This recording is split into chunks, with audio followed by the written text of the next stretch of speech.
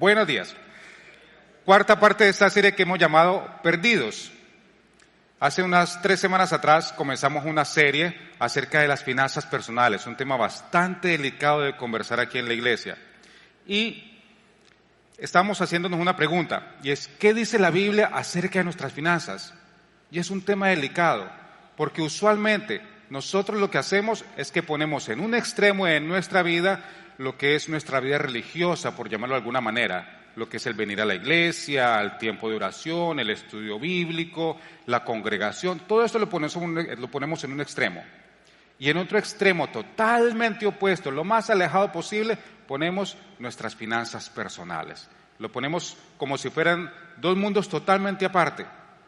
Y a raíz de esa actitud que nosotros tenemos de nuestra vida espiritual y de nuestras finanzas, terminamos usualmente perdidos. Y de eso es de lo que venimos hablando. Ahora, estar perdido en ningún momento quiere decir que usted no tenga suficiente dinero. No se trata de que tenga más o menos dinero. Habíamos definido estar perdido con algunos conceptos. Estar perdido, por ejemplo, es no saber a dónde fue tu dinero.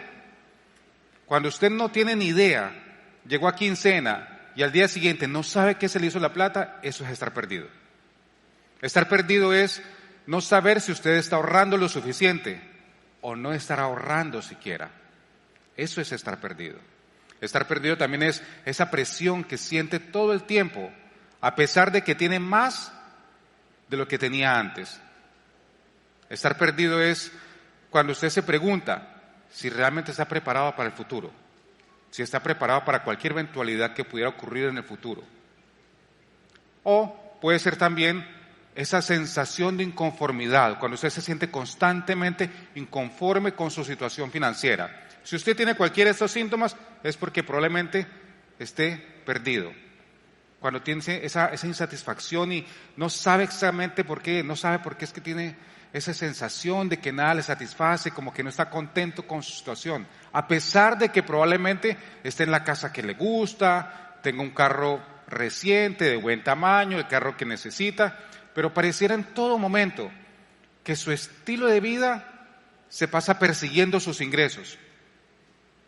Siente que es su modus vivendi, que es su día a día, que todo el momento sus ingresos están siendo perseguidos y acosados y que no le alcanzan para nada, como que nunca es suficiente. Cuando por el contrario, quizás debería estar ya en un punto de su vida en que debería sentir algo de alivio porque ya sacó a los chicos de la universidad, porque ya está terminando de pagar su casa, qué sé yo.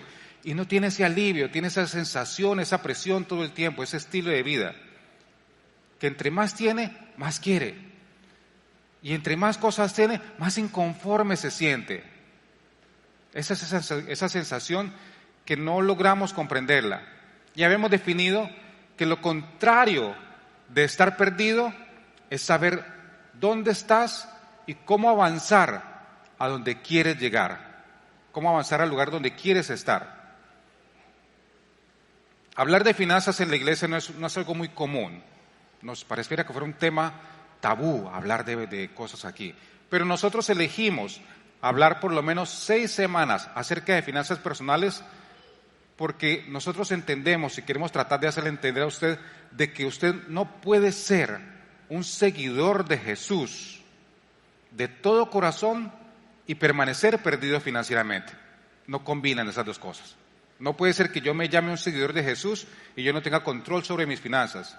Y hablábamos de que tener control sobre nuestras finanzas debería ser algo supremamente sencillo, porque entra cierta cantidad, sale cierta cantidad. No hay mayor misterio. Pueda que yo no tenga control sobre mi salud, el clima, la pandemia, lo que sea, pero mis finanzas son números. No es tan complicado. Y si yo quiero ser realmente un seguidor de Jesús, yo debo tener en cuenta todo lo que diga Jesús en todas las áreas de nuestra vida.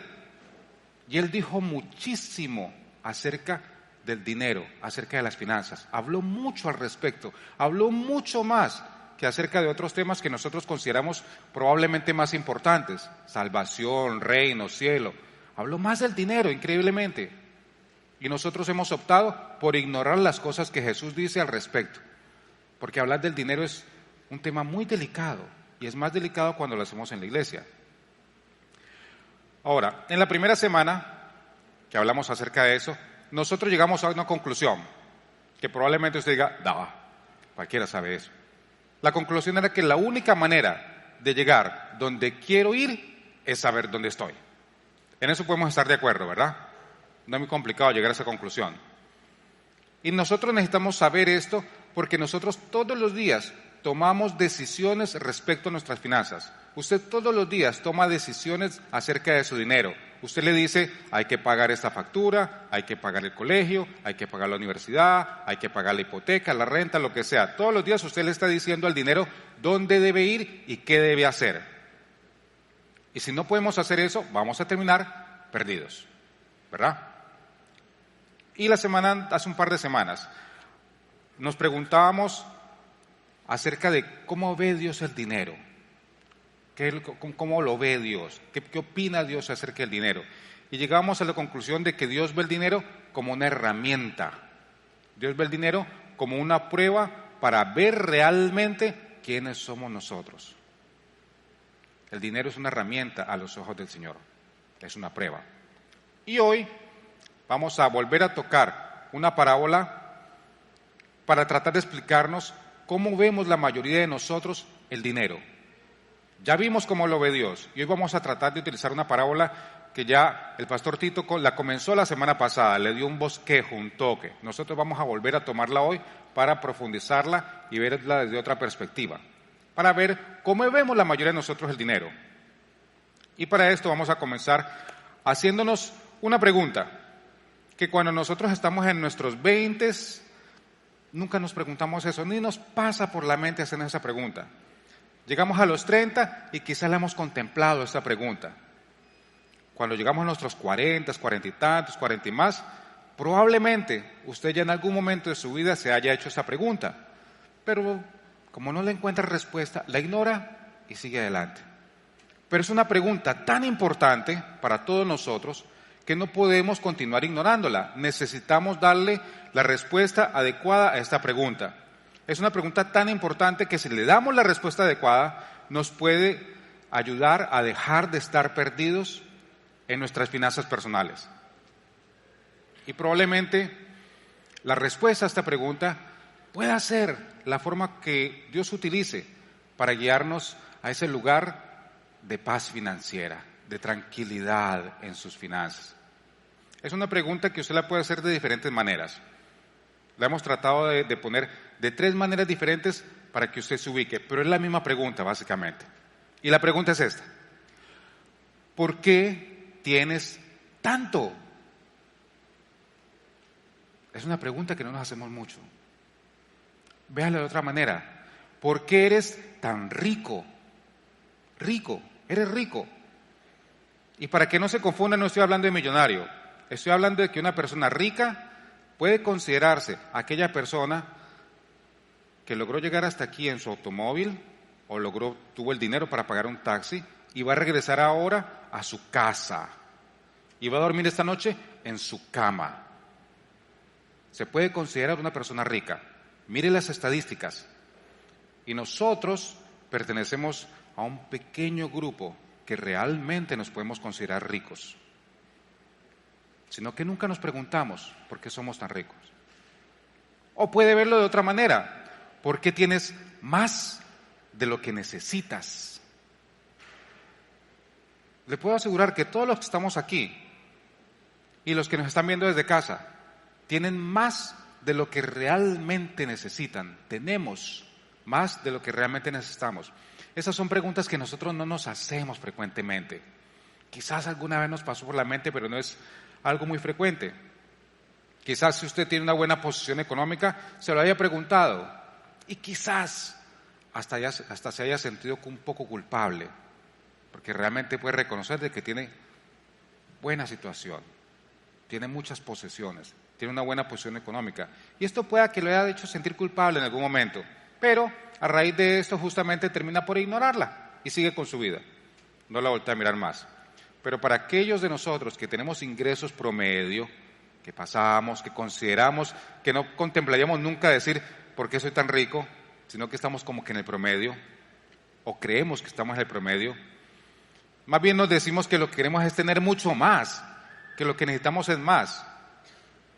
¿Y sabe por qué tiene esa sensación, ese pensamiento constante de que lo que quiere es más?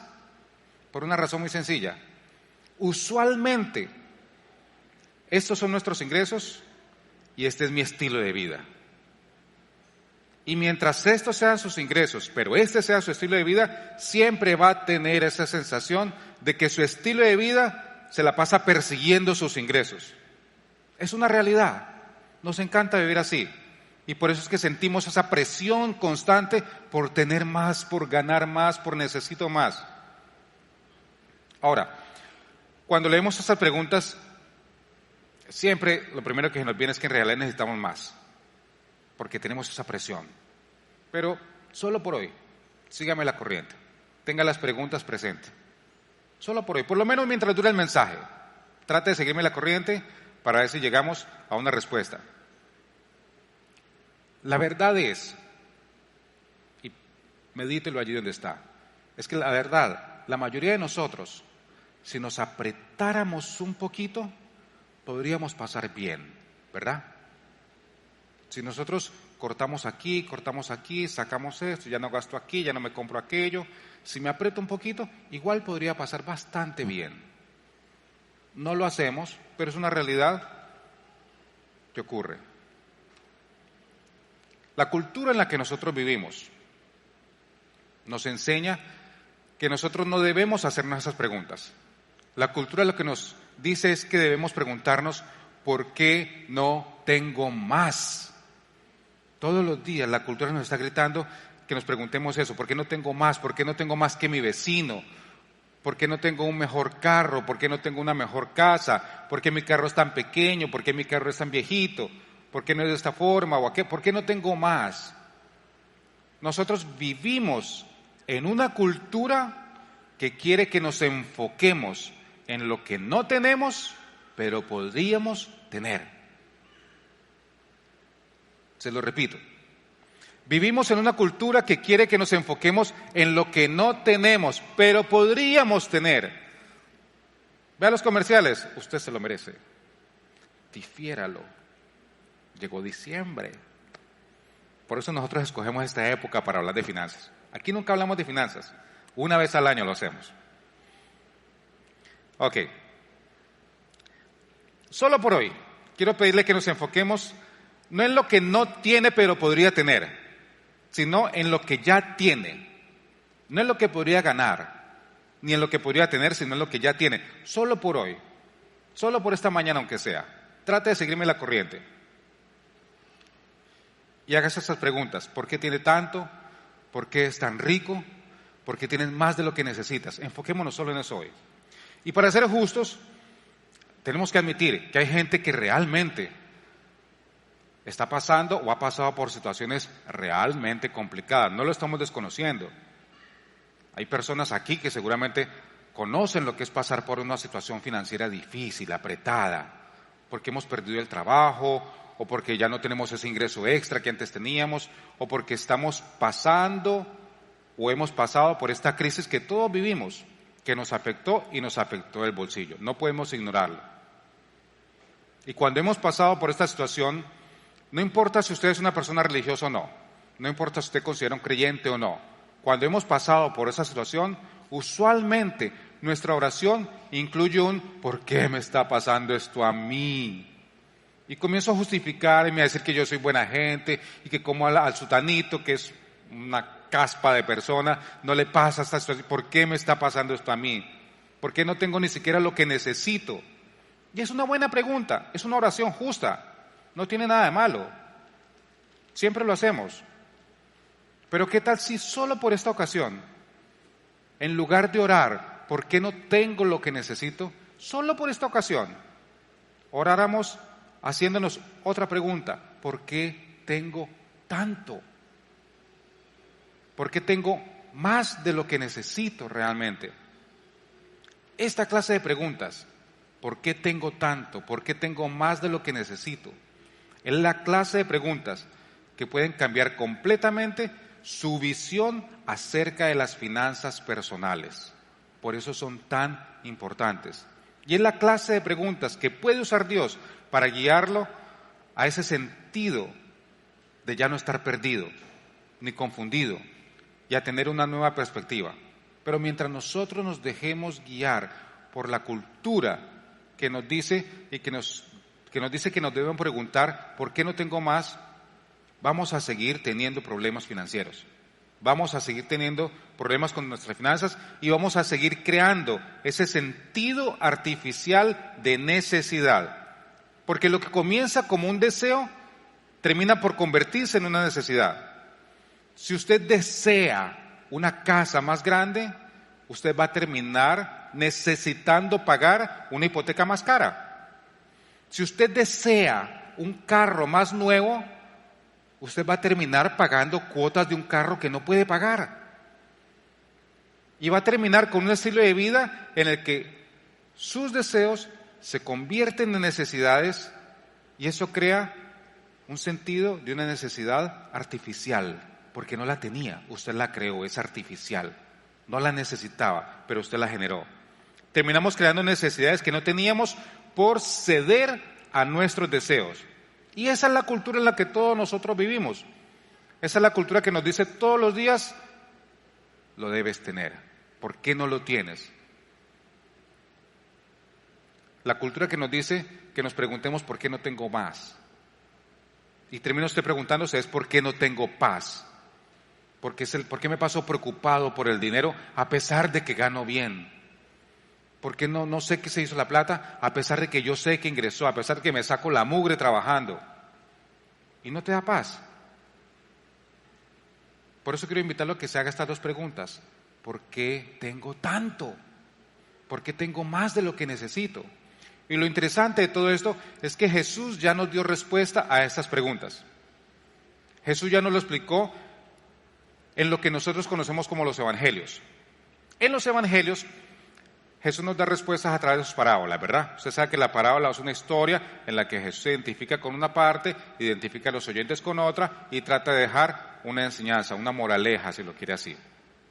Si nosotros comenzáramos a vivir como Jesús nos enseña en esta parábola que vamos a ver ahora, comenzaremos a vivir nuestras finanzas de otra manera y a tomar decisiones completamente diferentes acerca de nuestras finanzas que cambiarían nuestro estilo de vida. De manera que quiero invitarlo a que veamos esta parábola, esta historia que está en el Evangelio de Lucas. Tito ya la revisó someramente la semana pasada y hoy vamos a ver otra perspectiva acerca de esta parábola. La historia comienza en el capítulo 12 del Evangelio de Lucas. Y la historia habla acerca de un hombre rico. Dice así: uno de entre la multitud le pidió, maestro, dile a mi hermano que comparta la herencia conmigo. Hombre, replicó Jesús, ¿quién me nombró a mí juez o árbitro entre ustedes? Tengan cuidado, advirtió a la gente. Absténganse de toda avaricia. Ahora, pare un ratito. Estamos hablando acerca de la repartición de una herencia y pareciera que Jesús de repente, por alguna razón, cambia el tema. Alguien le pide que haya una repartición equitativa de la herencia, pero Jesús comienza a hablar acerca de avaricia. Pareciera que hubiera cambiado el tema completamente. Y esto es importante. ¿Por qué? Cuando Jesús habla de avaricia, cuando nosotros tratamos acerca de la avaricia, es algo que es muy difícil de ver en el espejo. La avaricia usualmente nosotros no logramos reconocer en el espejo. Es fácil ver la avaricia en los demás, pero en el espejo es medio complicado. Cuando yo me miro al espejo, yo puedo ver rabia, puedo ver celos, puedo ver culpa y cualquier otra cantidad de emociones con los que usted esté trabajando, con los que esté luchando, como decimos en Celebra. Pero avaricia no la vemos en el espejo. La gente que es avara usualmente dice cosas como, yo no soy avaro, lo que pasa es que yo soy un buen administrador del dinero. O dice cosas como, avaro yo no, lo que pasa es que yo soy ahorrador. Yo no soy avaro, lo que pasa es que yo soy astuto financieramente, yo soy pilas, yo soy un buen administrador. Es difícil reconocer la avaricia. Y Jesús nos advierte justamente que debemos tener mucho cuidado acerca de la avaricia.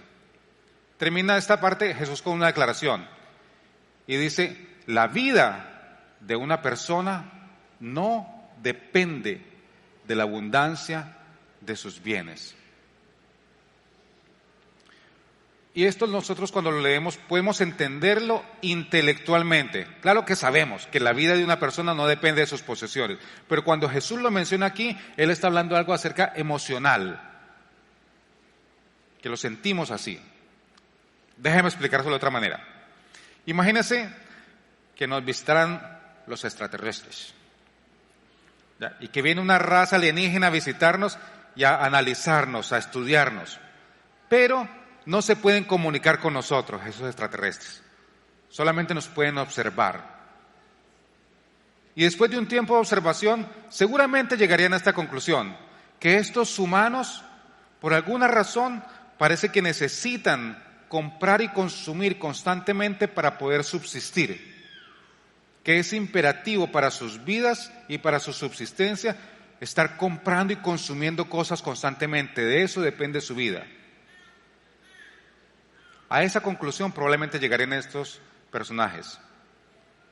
Y estamos de acuerdo en que sabe que no es cierto, es un ejemplo medio estirado. No, no es cierto. Nuestra vida no depende de consumir.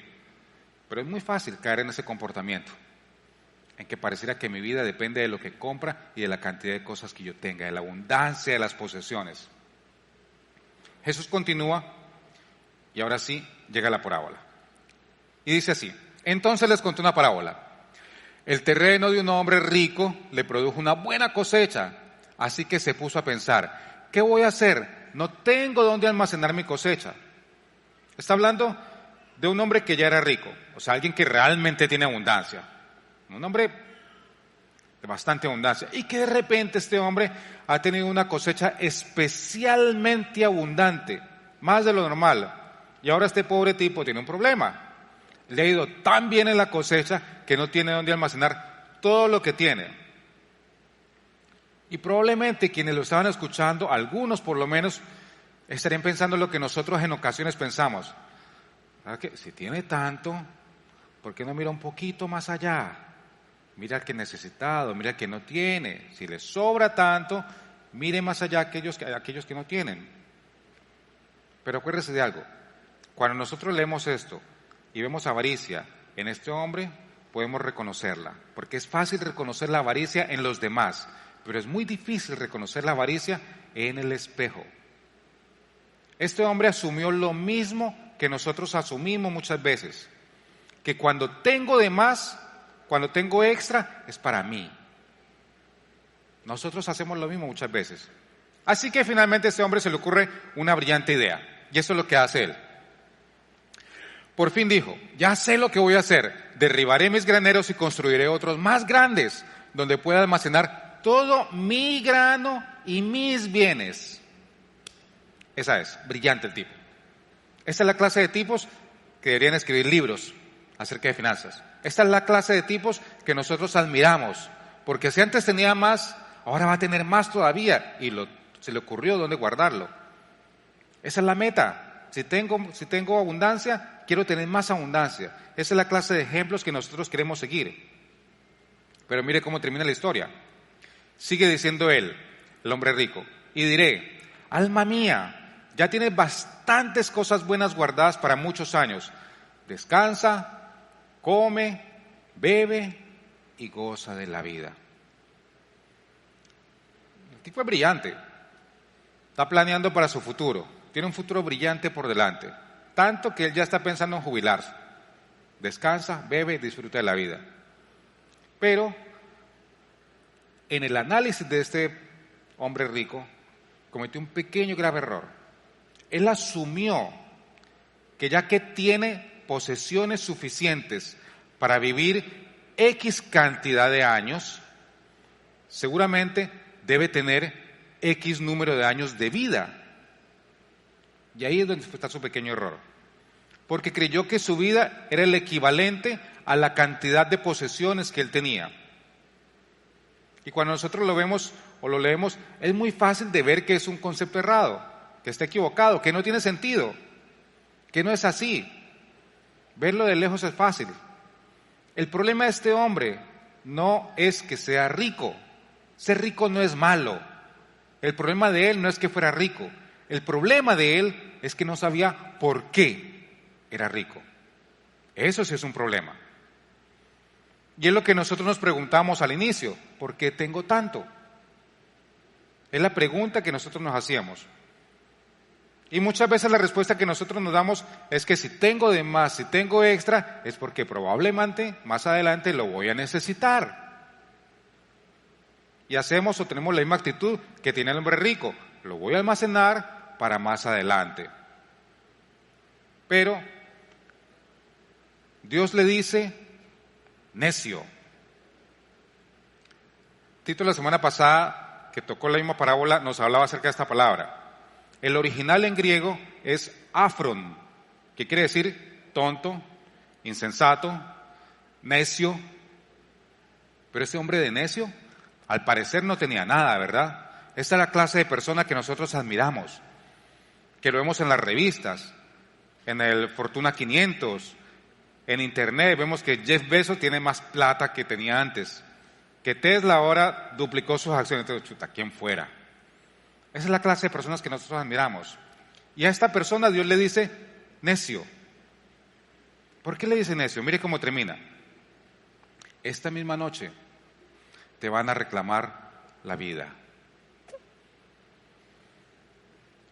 Y termina con una pregunta clave, la pregunta del millón.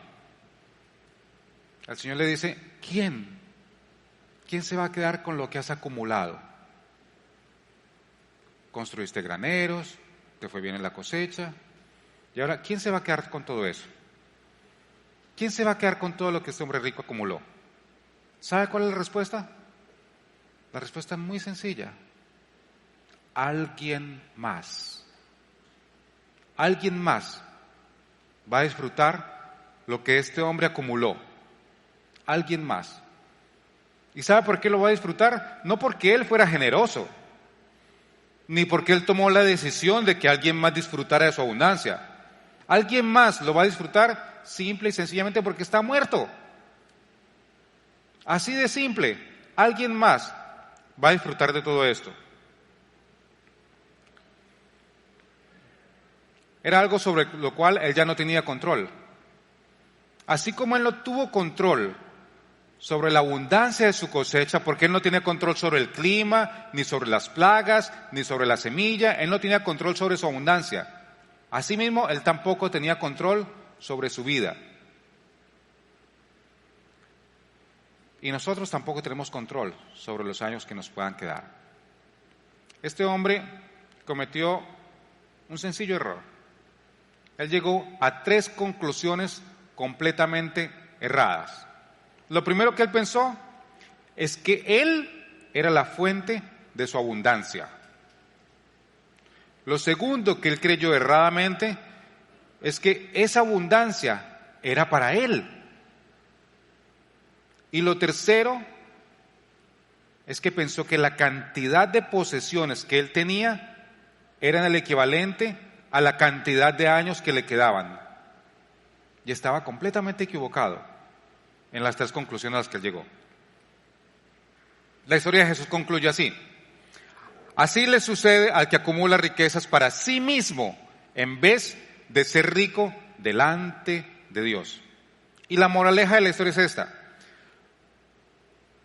A cualquiera que haga lo mismo, le va a ocurrir lo mismo. A cualquiera que acumule solo para sí mismo y no es generoso delante de Dios, le va a ocurrir lo mismo. Y más adelante, en el mismo capítulo 12 de Lucas, si usted le quiere leer después, por allá por el verso 33, Jesús nos explica lo que es ser generoso delante de Dios, por si se lo está preguntando. En el verso 33, Él lo explica un poco mejor, léalo en casa, lea la Biblia para que vea lo interesante que es. En el verso 33, Jesús explica que ser generoso delante de Dios es básicamente que debemos dar de nuestra abundancia a quienes estén en necesidad. Eso es todo. No es complicado. Ser generoso delante de Dios, dar de nuestra abundancia a quienes estén en necesidad. Así de sencillo. Que cuando somos bendecidos con más de lo que necesitamos, lo que nosotros tenemos que hacer es entender que esa bendición, esa abundancia es para el beneficio de alguien que está en necesidad. Más adelante, en la Biblia, Pablo nos explica cómo era ser generoso delante de Dios para la iglesia primitiva. Y Pablo nos cuenta de que la iglesia primitiva, en su necesidad, en medio de su necesidad, compartían y daban para que el ministerio continuara. Eran generosos delante de Dios. Es ser generoso con aquellos que lo necesitan, es ser generoso en las dos cosas que más le importan a Dios: quienes están necesitados y que su palabra se expanda por todo el mundo. Eso es ser generoso delante de Dios. La conclusión a la que nos lleva Jesús es que el problema de este hombre no era ser rico. Ser rico no es un problema, ni que tuviera abundancia extra, sino que él no sabía por qué. Él no tiene claro por qué era, y él pensaba que era para él, y se perdió la oportunidad de ser generoso delante de Dios. Lo que le ocurrió a este hombre le podría ocurrir a cualquiera de nosotros, porque no sabemos cuándo vamos a morir. Y si no, miremos el año pasado, y seguramente la mayoría de nosotros conocemos casos, por lo menos si es que no son cercanos, de gente que ya no está con nosotros, inesperadamente. Cuando nosotros tenemos abundancia aquí y no somos generosos delante de Dios, ocurren dos cosas. Llega el momento en que nosotros vamos a morir, ¿y quién se queda con todo lo que acumulemos? Alguien más. Y si no hemos sido generosos delante de Dios, la Biblia nos enseña que en la vida venidera lo que nosotros hayamos hecho aquí en esta vida tiene repercusiones. No es muy claro y no vamos a entrar en un debate teológico, pero eso es lo que la Biblia nos enseña. Si nosotros morimos y lo que hemos acumulado aquí no lo hemos compartido, es una pérdida total, porque usted ya está muerto. Eso es una pérdida total. Pero si además no ha sido generoso delante de Dios, eso realmente es una pérdida en serio total, porque no fue generoso delante de Dios. Cuando somos bendecidos con más de lo que necesitamos, es para el beneficio de alguien más que esté en necesidad. Imagínense si esta fuera nuestra perspectiva para nuestras finanzas personales. El problema es que usualmente nuestro comportamiento es que cuando tenemos algo de extra, no ha llegado ni al banco y ya no lo gastamos. No lo han recibido y usted ya lo tiene feriado. Y le apuesto que usted ya tiene feriado el 10º de ahorita de diciembre. Eso no es cierto. Así hacemos. Es lo que usualmente nosotros hacemos con ese extra. Cuando deberíamos considerar un poquito qué es lo que Dios quiere que nosotros hagamos. De pronto lo que Dios quiere es que una parte de ese extra vaya a quienes están realmente en necesidad. Si comenzáramos nosotros a pensar de esta forma, nuestras finanzas cambiarían radicalmente. Cambiarían por una sencilla razón: nuestro estilo de vida dejaría de estar persiguiendo nuestros ingresos, y eso lo cambia todo. Eso marca la diferencia. Eso hace que nuestra vida sea diferente en adelante. Déjeme se lo explico de la manera más didáctica que se me puede ocurrir. ¿A quién le gusta el pastel? ¿A quién de los aquí le gusta el pastel? Levánteme la mano, allí donde está. ¿Alguien que le guste el pastel? Sí, déjela levantada. ¿Les gusta el pastel? ¿A quién no, verdad? A Gaby le gusta el pastel. Ya, acompáñame, Gaby. Me dijo que le gusta el pastel. Te levantó la mano.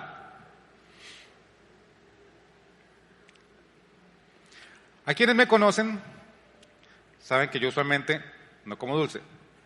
Siéntese por aquí, Gaby. Ese es el asiento del ungido, del pastor, por si acaso. Yo no como dulce. No me gusta el dulce de ningún tipo. Pero yo muero por el pastel. Me encanta el pastel. Y si lo hace mi esposa, usted puede conocer al hombre más egoísta del planeta. Yo no comparto el pastel que hace mi esposa. Y mi querida esposita el día de ayer preparó pastel. Preparó pastel para mí. Preparó una porción. Oh, huele. Pero no solamente preparó uno, sino que me empacó esta mañana 2 porciones de pastel. O sea que yo tengo extra. ¿Usted se acuerda cuando éramos niños en casa? Gaby tiene 3 niños, ¿verdad? ¿Qué hacía la mamá de nosotros cuando yo guardaba, en mi casa era así, yo me crié con primos y hermanos, y cuando yo guardaba para comer más tarde y me veía mi mamá, ¿qué me decía? La palabra famosa, ¿qué le decía a uno? Comparta. Yo guardé porque tengo que compartir. Pero es lo que mamá le decía a uno, comparta.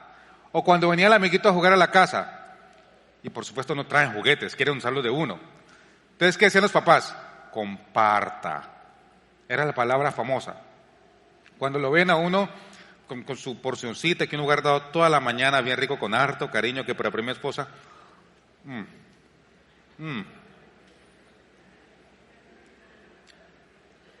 y usted lo ve allí, y ve que el Señor me bendijo con doble porción, con extra.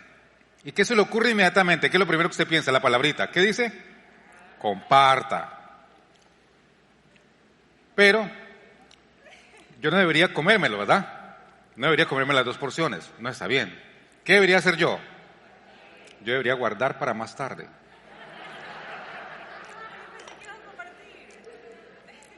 Y yo sé que usted lo siente, pero como me tocó predicar hoy, y se supone que yo soy cristiano, soy un seguidor de Jesús, por algo estoy aquí. Entonces vamos a hacer lo que cualquier cristiano debería hacer, ¿verdad?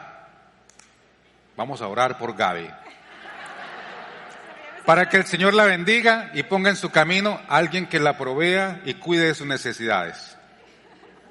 Entonces vamos a orar por ella y vamos a decirle que el Señor la va a bendecir, que el Señor va a proveer, que Jehová Jireh, que todo esto que nosotros como cristianos hacemos cuando vemos las necesidades de alguien más. Tenemos extra y pensamos en mis necesidades. Mujer de poca fe. Ok, gracias Gaby. ¿Me guarda el pote?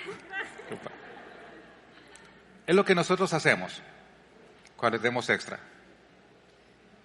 Imagínese que Dios nos viera a todos nosotros y viera que la mitad de nosotros tenemos porción extra. Y hay quienes como Gaby no tienen una necesidad. Imagínese que Dios nos viera a todos de una sola mirada y ve quienes tienen doble porción y ve quienes no tienen. ¿Qué nos diría el Señor? Comparte.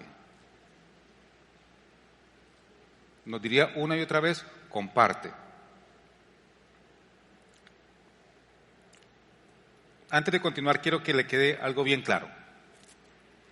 Si usted lleva tiempo viniendo a esta iglesia, si es primera vez que viene, si nos está viendo por primera vez, usted ya debe saber que nosotros como política en esta iglesia nunca pasamos de silla en silla pidiéndole diezmo, ni ofrenda, ni donación, ni nada que se le parezca. Tenemos como política no hacerlo, no porque no necesitemos, sino porque estamos convencidos de que si usted viene aquí, nos conoce, comprende lo que nosotros tratamos de enseñarle y cree en la obra que ve que estamos haciendo, usted de la generosidad de su corazón va a querer apoyar la obra del Señor. No por culpa, ni porque nosotros le pidamos, ni porque le hagamos ese chantaje emocional que se usa, ni porque le digamos siembra aquí, saca... No. Cuando usted entienda, pero nosotros queremos primero darle, enseñarle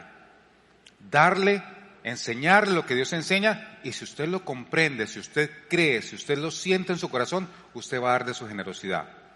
Así es como debe ser. No puede ser que yo le diga a usted, tenga fe que el Señor proveerá, y yo no tenga fe en que el Señor va a proveer. Eso no es coherente. Nosotros como Alianza San Borondón tenemos esa política. Es delicado hablar de finanzas en la iglesia, y por eso es importante que eso le quede claro. Y es por eso que nosotros hemos dicho en muchas ocasiones aquí en la iglesia que usted debe vivir de acuerdo a 3 principios. Usted debe dar, usted debe ahorrar y usted debe vivir con el resto. Así de sencillo. Dar, ahorrar, vivir con el resto. Sea generoso con Dios, sea generoso con usted mismo y aprenda a llevar un estilo de vida conforme a lo que queda. Así es como debe ser. Ese orden de prioridades va a romper esa tendencia a la avaricia que no vemos en el espejo, pero que está ahí. ¿Y sabe cómo sé que está ahí? porque nuestro estilo de vida se pasa persiguiendo mis ingresos.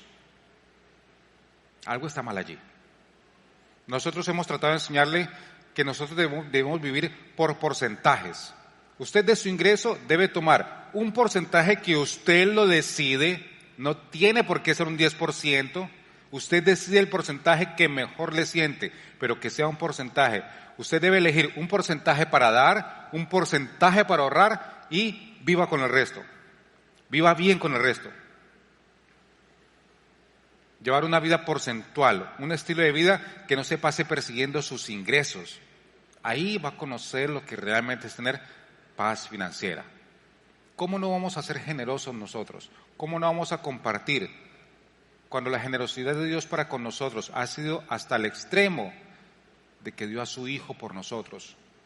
Y por si fuera poco, no solamente dio a su Hijo por nosotros, sino que nos ha provisto constante y abundantemente siempre para nuestras necesidades. Cuando nosotros aprendamos a vivir por porcentajes, dando, ahorrando y viendo con el resto, eso va a cambiar nuestra estilo de vida, eso va a cambiar totalmente la perspectiva que nosotros tengamos de nuestras finanzas personales. Quiero dejarlo con esta pregunta. ¿Sabe por qué tiene más de lo que necesita? ¿Sabe por qué usted tiene doble de eso, extra de aquello, más de lo que necesita? Porque alguien, en algún lugar hay alguien necesitado. Por eso usted tiene más. Esa es la respuesta. Porque alguien en algún lugar está necesitando de su generosidad, de su abundancia. No se trata de hacerlo sentir culpable. No quiero que salga de aquí sintiéndose culpable porque tiene mucho. Eso no es el objetivo. Se trata de que usted aprenda a planificar mejor. Porque cuando usted vive de esta manera, dar, ahorrar, vivir con el resto porcentualmente, la culpa desaparece. Cuando usted aprende a ser generoso, a poner por delante el reino de Dios y no su reino, la culpa desaparece. Y su perspectiva cambia completamente. Yo quiero invitarlo en esta mañana a que se haga esta pregunta. ¿Por qué tengo tanto? Y ore al respecto. Y quizás el Señor, seguramente el Señor, le va a mostrar ese lugar, esa persona necesitada, con la que usted puede compartir. No deje de orar por esa persona, pero comparta, no solamente ore por ella. Acompáñame en oración para terminar. Bendito y amado Señor, te damos las gracias, Padre Celestial, por esta mañana, por tu provisión, por tu bendición, por tu generosidad, por tu sobreabundancia sobre con nosotros, Señor, por la inmensa misericordia que tienes para con nuestras vidas y nuestras familias. Te agradecemos, Padre, por todo cuanto has hecho por nosotros, por tu Hijo, Señor, por la promesa de tu reino, por la promesa de la salvación, con lo cual debería ser suficiente para estar inmensamente agradecido contigo, Señor. Ayúdanos, Padre, a tener un corazón generoso, a reconocer de la abundancia que tú nos das, a caminar conforme a tu voluntad y a ver en el espejo si hay una señal de avaricia para que podamos corregirla, Señor, que seas tú mostrándonos dónde y cómo debemos manejar nuestras finanzas. Te agradecemos, Padre, y te bendecimos, te pedimos que nos lleves con bien hasta nuestros hogares y que vamos a volver a reunirnos en familia aquí nuevamente. En el nombre de Cristo Jesús te agradecemos y bendecimos. Amén. Que el Señor les bendiga. Les espero la próxima semana para la quinta parte de la serie. Hasta pronto.